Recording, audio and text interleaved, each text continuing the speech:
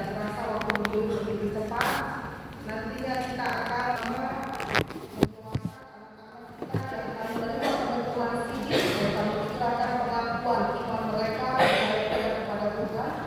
lalu kemudian juga kita akan menerima unsur-unsur perjuangan kudus Tuhan. Dan apa yang mau kita dengar dan kita lakukan pada minggu letter yang kedua ini, maka Yohanes pasal 3 ayat 1 sampai dengan 17 saja. Nanti kita akan membaca secara bergantian. Saya ayat yang ganjil, ayat 1, jemaat ayat yang genap, dan kita bertemu kembali ayat yang ke-17 bersama-sama. Sambil nanti firman Tuhan hari ini akan dipersiapkan buat kita semua. Yohanes 3 sampai dengan 17, percakapan dengan Nikodemus. Adalah seorang Farisi yang bernama Nikodemus, seorang pemimpin agama Yahudi. Dia datang pada waktu malam kepada Yesus dan berkata, Rabi, kami tahu bahwa Engkau datang sebagai guru yang Musa, sebab tidak ada seorang pun yang dapat mengadakan tanda-tanda yang Engkau adakan itu, jika Allah tidak berkenan. Yesus menjawab katanya, Aku berkata kepadamu, sesungguhnya jika seorang tidak dilahirkan kembali, ia tidak dapat melihat kerajaan Allah. Kata Nikodemus kepadanya, bagi kamu telah menjadi seorang dilahirkan kalau ia sudah tua, dapatkah ia masuk kembali ke dalam rahim ibunya dan dilahirkan lagi? Jawab Yesus, Aku berkata kepadamu, sesungguhnya jika seorang tidak dilahirkan dari air dan roh, ia tidak dapat masuk ke dalam kerajaan Allah. Apa yang dilahirkan dari daging adalah daging, dan apa yang dilahirkan dari roh adalah roh. Janganlah engkau heran, karena aku berkata kepadamu, kamu harus dilahirkan kembali. Angin bertiup kemana ia mau, dan kau mendengar barunya, tetapi kau tidak tahu dari mana ia datang atau kemana ia pergi. Demikianlah halnya dengan tiap-tiap orang yang lahir dari roh. Nikodemus menjawab katanya, bagaimanakah mungkin hal itu terjadi? Jawab Yesus, Kau adalah pengajar Israel, dan kau tidak mengerti hal-hal itu. Aku berkata kepadamu, sesungguhnya kami berkata-kata tentang apa yang kami ketahui, dan kami bersaksi tentang apa yang kami lihat. Tetapi kamu tidak menerima kesaksian kami. Kamu tidak percaya waktu aku berkata-kata dengan kamu tentang hal-hal duniawi. Bagaimana kamu akan percaya kalau aku berkata-kata dengan kamu tentang hal-hal surgawi? Tidak ada seorang pun yang telah naik ke sorga, selain daripada Dia yang telah turun dari sorga, yaitu Anak Manusia. Dan sama seperti Musa meninggikan ular di padang gurun, demikian juga Anak Manusia harus ditinggikan, Supaya setiap orang yang percaya kepadanya beroleh hidup yang kekal. karena begitu besar kasih Allah akan dunia ini, sehingga Ia telah mengaruniakan Anaknya yang tunggal, supaya setiap orang yang percaya kepadanya tidak binasa, melainkan beroleh hidup yang kekal. Sebab Allah mengutus Anaknya ke dalam dunia, bukan untuk menghakimi dunia, melainkan untuk menyelamatkannya oleh Dia. Amin. Sejauh ini firman Tuhan akan memberkati kita semua. Nantinya kita akan sampai ke ayat 21 juga, Bapak Ibu ya, 18 terus 19, 20 sampai dengan 21. Apa tema hari ini? Yaitu reform. Saya secara sederhana bukan reform ya, reform kan begitu ya, itu maksudnya sekali. Reform artinya secara sederhana saya pakai lahir kembali ya. Dari mana? Dari teks pasal 3 Yohanes ini 1 sampai 17. Lahir kembali atau reborn. Bapak Ibu, kita lihat slide berikutnya. Nah ini pernah saya sampaikan gambar yang sebelah kiri, paling kiri kita, karena kita paling kiri. Itu tentang bahwa kehidupan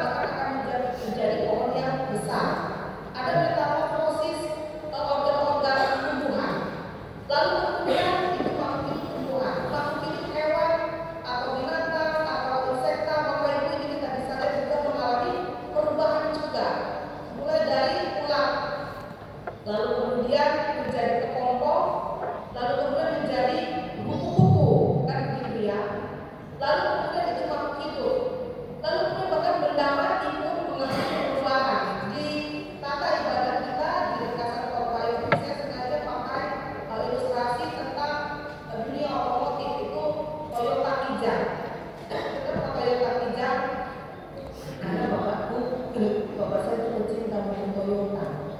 Jadi dulu mobilnya itu mobil kita bilangnya kejam komando. Itu mencintakan bapak dengan mobil itu zaman saya masih SMP.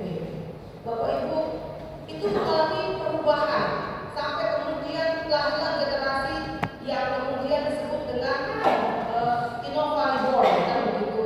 Selalu mengalami perubahan. Jangan tanya bagaimana ketangguhannya mesin Toyota Tijan, kan begitu, tidak sedang produksinya. Lalu itu bergambar di bapak ibu. Lalu kemudian yang terakhir sebelah kanan kita ada kecil itu gambar ya. Bahkan orang sudah mati pun mengalami perubahan. Jadi saya hanya perbandingan saja ya. Dalam agama Dhamma seperti Buddha, Sikh, lalu kemudian Hindu, itu mereka percaya dengan yang namanya reinkarnasi. Ya toh. Manusia dari bayi lahir besar lalu menjadi tua, kemudian mati, setelah itu akan hidup kembali. Dan dia berreinkarnasi, berubah, bisa menjadi manusia jahat, bisa menjadi manusia baik, bahkan bisa menjadi makhluk yang lain yang bukan manusia.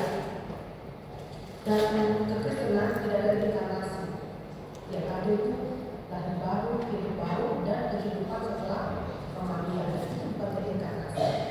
Tapi saya pakai kiasan-kiasan ini, gambar-gambar ini supaya apa? Untuk menunjukkan kepada kita betapa ternyata kehidupan ini menekankan pentingnya perubahan. Setiap orang hidupnya harus mengalami perubahan, termasuk pada literatur yang kedua ini. Temanya adalah tentang lahir kembali atau dilahirkan kembali, yaitu reborn tadi. Selanjutnya Bapak Ibu kasih Tuhan Yesus Kristus, ayat 3 berkata, Yesus berkata, aku berkata kepadamu, sesungguhnya, kita baca sama-sama saja, 1, 2, 3. Berkata kepadamu, sesungguhnya jika seorang tidak lahir kembali, ia tidak dapat melihat kerajaan Allah. Aku berkata kepadamu, jika seseorang tidak dilahirkan kembali, ia tidak dapat melihat kerajaan Allah. Saya mau bilang Bapak Ibu, jangankan masuk ke dalam kerajaan Allah, ya. Lalu duduk makan menikmati jamuan kasih dalam kerajaan Allah. Atau dengan penuh sukacita kita merasa bahwa kita adalah orang-orang yang diselamatkan oleh Tuhan, kita bawa potluck nih ke surga. Kenapa? Karena kita mau menikmati jamuan dalam kerajaan Allah. Jangankan masuk, melihat saja tidak punya akses. Tidak punya akses. Sesungguhnya jika seseorang tidak dilahirkan kembali, ia tidak dapat melihat kerajaan Allah. Masuk saja tidak bisa, tahu situasi dalam kerajaan Allah itu bagaimana juga tidak bisa, ikut hidup menikmati jamuan kasih juga tidak bisa. Kenapa? Melihat saja tidak bisa. Kalau begitu, apa yang harus dilakukan? Reborn, dilahirkan lagi. Apakah lalu kita masuk kembali ke rahim ibu kita, jadi baby, lalu kemudian lahir lagi seperti konsep yang dimiliki oleh Nikodemus? Tidak, karena tidak mungkin kita kembali ke dalam rahim ibu kita. Tapi apa yang dimaksudkan dengan reborn atau lahir kembali? Kita lihat lagi berikutnya Bapak Ibu kasih Tuhan Yesus Kristus. Setiap kita harus lahir kembali. Tidak bisa tidak. Kenapa? Reborn atau rebirth atau renewal itu artinya, saya pakai kata yang sederhana saja, lahir baru. Jadi orang yang lahir, dilahirkan lagi, dilahirkan kembali adalah setiap orang-orang, setiap jemaat anggota GKI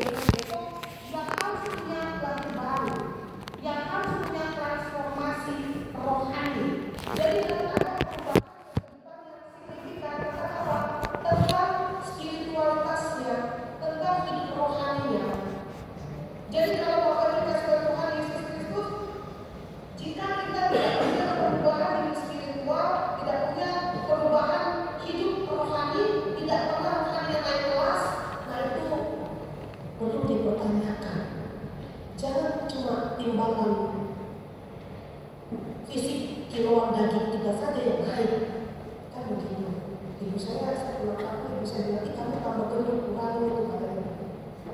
Saya bilang, lagi betul lagi. Tapi bahwa kehidupan rohani kita harus naik kelas, naik level. Jangan sampai tinggal kelas tetap di situ saja. Harus ada progres yang terbaru. Bahwa kita punya kehidupan yang lahir baru. Kehidupan rohani kita, spiritual kita, iman kita yang bertumbuh dalam Kristus Yesus. Lahir baru atau lahir kembali juga artinya pembaruan hidup. Kalau Rasul Paulus itu pakai istilah hidup baru, Bapak Ibu. Apakah hidup yang sekarang kita jalani ini hidup baru? Kalau ada istilah hidup baru, maka ada istilah hidup lama. Apakah yang kita jalani sekarang ini hidup lama atau hidup baru? Atau bahkan kita tidak bisa membedakannya, apakah aku ini hidup lama atau hidup baru? Tapi siapa-siapa pendeta aku ini hidup lama. Kalau sudah tahu hidupnya masih lama, masih punya kebiasaan-kebiasaan lama, keburukan-keburukan yang buruk, kalau begitu ya sudah keluar dari situ. Punya hidup yang baru. Harus ada perubahan, harus ada pembaruan hidup. Itu namanya hidup baru, lahir baru. Tidak bisa tidak. Kenapa? Karena lahir baru atau hidup baru itu adalah pekerjaan Roh Kudus. Kemarin kami Bapak Ibu, saya mau kelas meeting. Apa itu temanya? Bagaimana kita ini diperlengkapi hidupnya dan supaya kita ini memiliki karakter Kristus. Tubuh kita ini bukan sepenuhnya kita yang punya, tetapi Kristus. Sebabnya bagi Allah ini tubuh kita ini kudus. Kenapa? Karena Roh Kudus berdiam dalam hidup kita. Kalau begitu tidak ada alasan bagi orang-orang untuk apa? Untuk tidak merubah hidupnya menjadi lebih baik. Tidak ada alasan untuk tidak merubah dirinya menjadi hidup lebih punya kemajuan di dalam progres iman percayanya. Harus bertumbuh, tidak bisa tidak. Kenapa? Karena itu adalah pekerjaan Roh Kudus. Itu adalah anugerah Tuhan yang hadiahkan kepada kita dengan anugerah pengampunan. Lalu Roh Kudus itu memberikan kita buah-buah yang bertumbuh. Kita hidup dalam kekuatan, kita bertumbuh, tidak punya alasan untuk tidak berubah. Tapi kalau kita bilang bahwa bagaimana hidupmu 2020 sekarang masih seperti 2025 yang lalu, itu namanya belum keluar. Dari mana? Dari hidup yang lama. Harus keluar. Kalau punya hidup yang lama, punya hidup yang baru. Bukan berarti saya punya kendaraan yang lama, berarti 2020 saya punya kendaraan yang baru. Saya tidak punya yang lama, saya punya rumah yang baru. Saya punya pasangan yang lama, sekarang saya punya pasangan baru. Tapi bagaimana kita bisa memperbarui hidup kita, hidup kerohanian kita, iman percaya kita bertumbuh. Itu adalah pekerjaan Allah. Bapak Ibu dikasih oleh Tuhan Yesus Kristus, ayat yang ke-6 saya baca buat kita semua. Apa yang dilahirkan dari daging adalah daging, dan apa yang dilahirkan dari roh adalah roh. Kedagingan kita itu lemah dan binasa.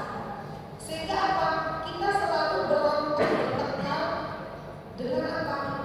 Dengan nurani kita. Kenapa? Karena ada pergerakan roh yang bicara di situ. Bahkan untuk ke gereja, kita mesti perang batin dulu toh. Gereja tidak. Nah, kita lihat siapa yang menang. Suara siapa yang menang? Suara ego kita kan, suara dada kita kan, atau suara roh. Bahkan untuk pilih marah atau tidak marah saja, itu juga suara batin kita bersuara marah, sabar. Mana yang menang? Marah atau sabar? Tergantung.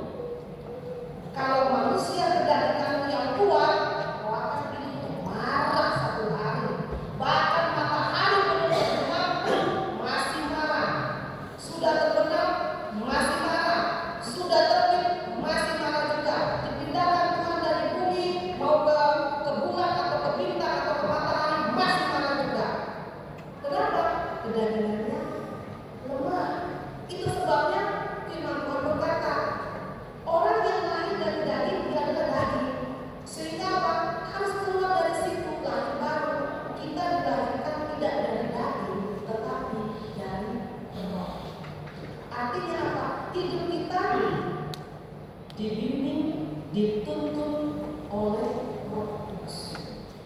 yang membuat kita memiliki perubahan rohani. Itulah karya Roh Kudus kita. Lalu bagaimana prosesnya yang terakhir, Bapak? Proses lahir baru itu bagian pertama percaya Yesus ayat 16 sampai 17. Kenapa? Karena percaya dengan Yesus itu adalah anugerah. Tidak ada mulut yang dibisukan oleh Tuhan sehingga tidak bisa percaya kepada Yesus. Hatinya tidak bisa berubah. Ayat 16 sampai dengan 17. Karena begitu besar kasih Allah akan dunia ini sehingga Dia telah mengaruniakan anaknya yang tunggal supaya setiap kepadanya tidak binasa melainkan memperoleh hidup yang kekal. Jadi bagaimana proses untuk lahir? Bagaimana proses untuk baru? Bagaimana proses supaya dilahirkan kembali dalam roh atau dalam roh? Bagaimana caranya hidup atau mengalami transformasi hidup? Caranya adalah percaya dulu kepada Yesus. Harus percaya kepada Yesus. Kenapa? Karena Dia akan berkata, Akulah jalan dan kebenaran dan hidup. Tidak ada orang yang akan sampai kepada Bapa kalau tidak melalui. Lalu kemudian ayat yang berikutnya Bapak Ibu 13. Tidak ada seorang pun yang telah naik ke sorga selain daripada Dia yang turun dari sorga, yaitu Yesus Kristus Anak Manusia. Siapa yang sudah pernah naik ke sorga? Tidak ada. Tidak ada. Kita bersyukur juru selamat kita itu bukan nabi, bukan imam. Juru selamat kita itu adalah Kristus, Roh Allah yang menjadi manusia. Lalu satu-satunya pribadi yang sudah naik ke surga adalah Yesus Kristus. Selain itu tidak. Kalau ada orang mati suri dan kasih kesaksian bahwa dia sudah sampai di surga, saya pikir mungkin itu kurang 250 rupiah lagi untuk sampai ke surga dan yang nyampe betul ke surga. Ongkosnya masih kurang sedikit. Tapi yang sudah betul-betul naik ke surga, udah naik turun lagi. Cuma Yesus Kristus. Jadi yang tahu situasi surga, yang sudah dari sana, dan yang punya surga itu adalah Yesus Kristus. Sehingga cara satu-satunya untuk bisa mengalami perubahan hidup, perubahan kerohanian, hidup baru adalah untuk percaya kepada Yesus. Jangan percaya kepada dukun. Jangan percaya mutlak kepada apa lagi? Pendeta atau hamba Tuhan. Karena pendeta juga manusia. Ya. Tapi bahwa pendeta atau hamba Tuhan, dia punya tanggung jawab yang besar kepada Tuhan. Kenapa? Karena dia yang memperkenalkan Kristus. Jadi apa? Dia memang harus memperbaiki diri sendiri. Percaya kepada Yesus. Sebab Dia satu-satunya sudah naik dari surga dan turun ke surga. Itu pun masih ada yang tidak percaya. Itu pun masih ada orang Kristen yang takut mati. Makanya sebelum mati Alkitabnya di samping tempat tidur. Supaya kalau mati nanti dia, Yesus tidak lupa sama dia. Lalu kalau mati Alkitabnya juga dibawa ke dalam peti mati. Orang mati tidak bisa baca Alkitab, Bapak Ibu. Orang hidup tidak bisa baca Alkitab.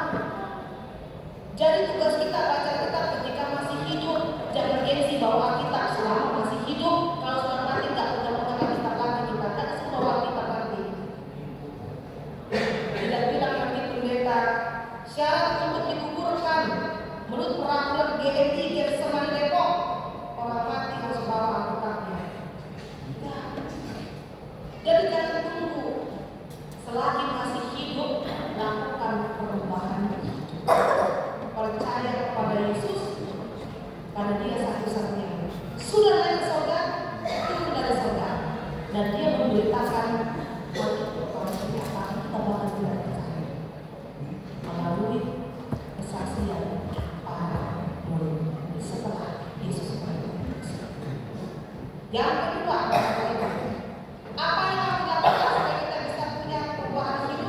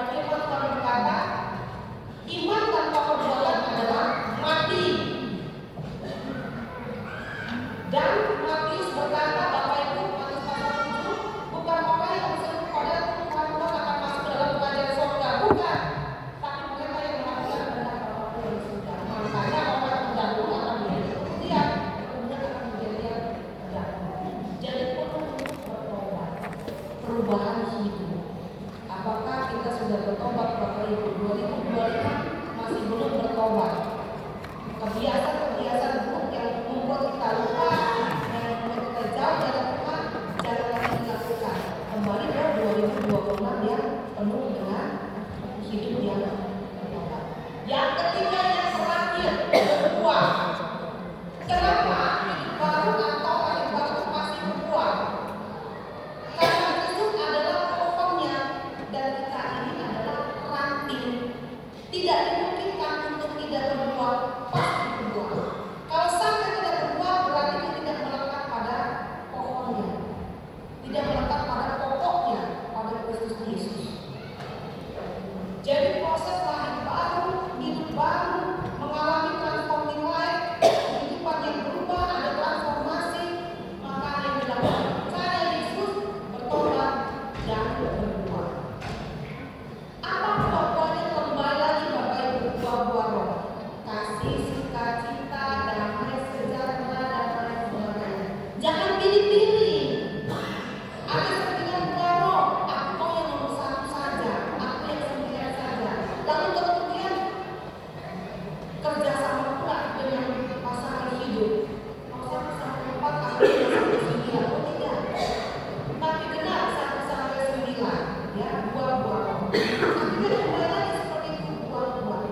Bapak Ibu, hari ini akan ada 9 anak yang akan diteguhkan menemui hasil. Mereka akan mengikrarkan iman percaya mereka. Lalu kemudian nanti mereka akan membacakan sendiri ayat-ayat Alkitab yang akan menjadi penguatan untuk mereka. Dulu waktu dibaptis, yang bawa mereka kepada Tuhan adalah orang tuanya. Orang tuanya membimbing mereka dalam iman, sehingga kalau tidak ada orang tua yang membimbing mereka kepada iman sebelum ditentukan peneguhan sidik, maka pertanggungjawabannya kepada orang tua tuanya. Tapi ketika mereka dewasa, mereka ambil keputusan sendiri. Untuk apa? Untuk mengikrarkan orang tuanya. Iman yang diperkenalkan keluargaku adalah iman yang hidup. Aku hidup dia sampai sekarang, dan aku mengikrarkannya pada saat ini. Aku bersedia kepada Tuhan sekali untuk semua.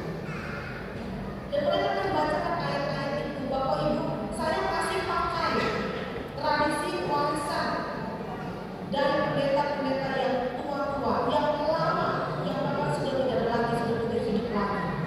Ketika saya masih kuliah, ketika saya masih berinjil, asal saja diberikan ayat-ayat itu tidak. Tapi kita doakan. Nama anak itu kita doakan.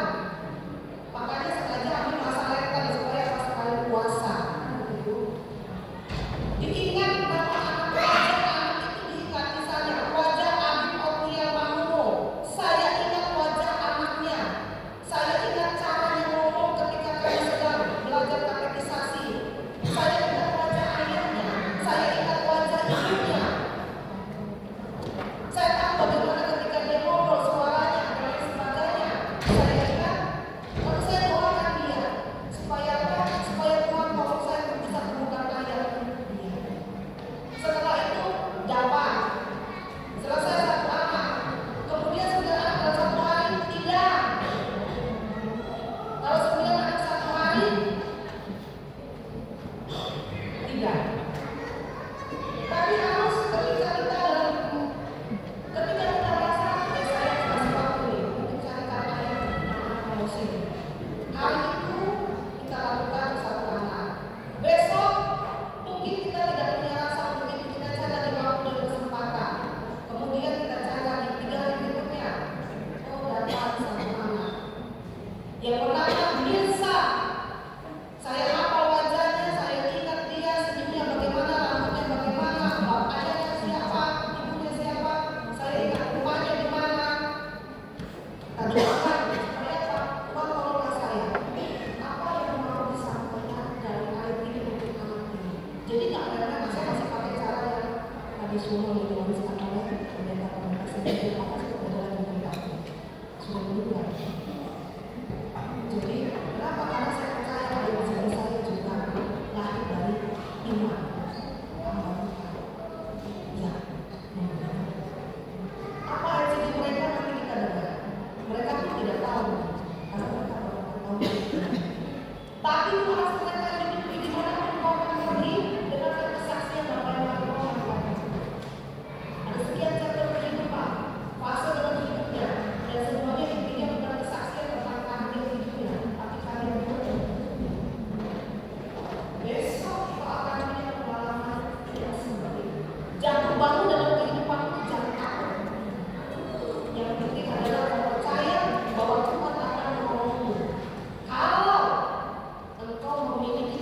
kehidupan yang selalu bersama dengan Tuhan, miliki perubahan hidup. Bapak Ibu, dalam saya sebut saya serahkan anak-anak yang sibuk ini kepada kita semua, kepada keluarga juga, kepada kita selaku sebagai bagian keluarga besar. Tidak semua anak-anak yang di sini itu anak-anak yang terbuka orangnya. Kadang-kadang dalam diskusi, dalam sesi tanya jawab, dalam sharing, saya lihat mereka orang-orang yang pendiam, tapi juga kadang-kadang hatinya mengeras. Kelihatan ini informasi dan sebagainya. Akhirnya aku coba, kita tidak bisa membiarkan mereka. Kita harus punya tanggung jawab untuk apa? Untuk menuntun mereka untuk memimpin. Sekalipun mereka hari ini mengikrarkan iman percaya mereka. Saya tidak pakai liturgika CD untuk dewasa, tapi saya pakai liturgika CD untuk anak pemuda atau pemuda. Kenapa? Ada orang tua yang di belakang yang mendampingi atau wali untuk mendampingi. Supaya apa? Supaya mereka tahu apapun yang mereka kerjakan dimanapun bersama dengan sampai kapanpun masih ada orang tua, masih ada Allah, masih ada Tuhan yang selalu memberkati ini supaya jangan melakukan sesuatu yang buruk sembarangan. Bapak Ibu kasih Tuhan Yesus Kristus, hari ini kita semua harus dilahirkan kembali. Karena kita jika lahir dari daging, maka kita adalah daging. Tapi jika kita dilahirkan dari Roh, artinya kita hidup di dalam kuasa Roh Kudus, dituntun, dipimpin, dibimbing, taat, tunduk, patuh kepada Roh Kudus, maka kita hidup dalam lahir baru, hidup baru, transformasi. Iman kita bertumbuh dalam anak Kristus sekarang sampai selamanya. Amin.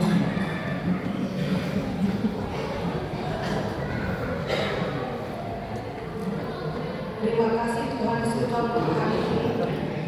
Urapi kami dan berkati kami Tuhan, supaya dalam kehidupan kami sepanjang waktu kami memaknai kehadiran Kristus yang nyata lewat Roh Kudus yang berdiam di dalam tubuh kami, di dalam hidup kami. Kehadiran yang tidak membawa kami kepada kesia-siaan hidup, tetapi hidup ini adalah berharga, sehingga kami harus senantiasa tunduk, patuh, taat, mengalahkan ego kami, kedagingan kami, memilih untuk hidup di dalam kuasa Roh Kudus yang menuntun kami dalam pembaharuan hidup, berbuah roh dalam kasih, kebaikan, sukacita, kesabaran. Tuhan, Engkau yang memberkati kami. Berarti kami dalam firman Tuhan. Hormat